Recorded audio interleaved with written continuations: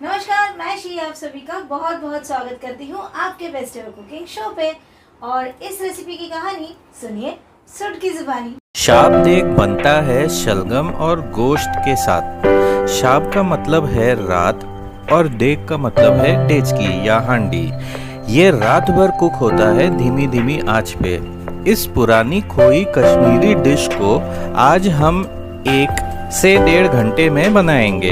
Okay जी, क्योंकि आज के दौर में हमारे पास इतना समय नहीं होता है, इसलिए इस मटन को शी ने पहले कुकर में उबाल लिया।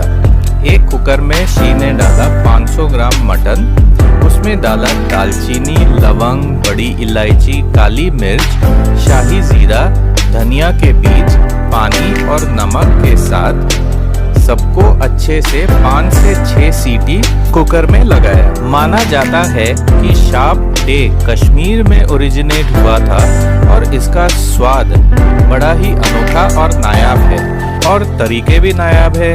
ये देखो, जैसे यहाँ पे पड़ता है ग्रेटेड आलू।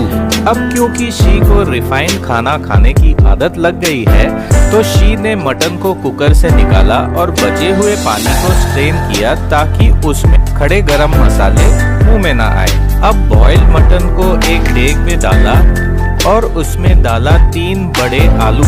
यहाँ पे शलगम डलता है, पर क्योंकि शी को शलगम नहीं मिला तो आलू का प्रयोग हुआ है।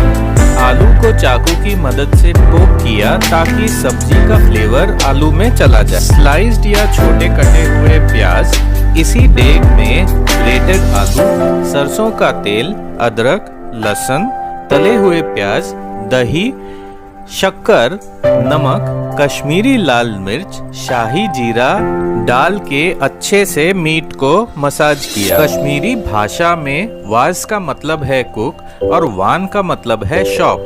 रॉयल बैंक्वेट्स में 36 तरह के गोश्त और अन्य तरह के पकवान होते हैं जो रात भर वोजते वाज या मास्टर शेफ की निगरानी में पकता है। एक बार जो ये मटन अच्छे से मसालों के साथ मिक्स हो जाए, तब मटन का स्टॉक जो बना था उसको देग में डाला, एल्यूमिनियम फॉइल से सील किया और धीमी धीमी आंच पे लगभग 1 से 1.5 घंटे तक छोड़ दिया।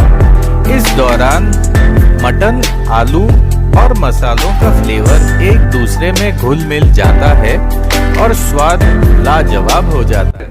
तो जल्दी से इस रेसिपी को लाइक, शेयर और सब्सक्राइब कीजिए, और कैसी लगे आपको मेरी डिश कमेंट सेक्शन पे बताएं। और हाँ, संडे 2 बजे हम लाइव सेशन पे आएंगे, सो हमें ज्वाइन जरूर करना। Okay, bye. सूट की रेसिपी कब बनाया ना सूट ने? हाँ, चलना। शाम का मीनिंग में पता था क्या सूट को?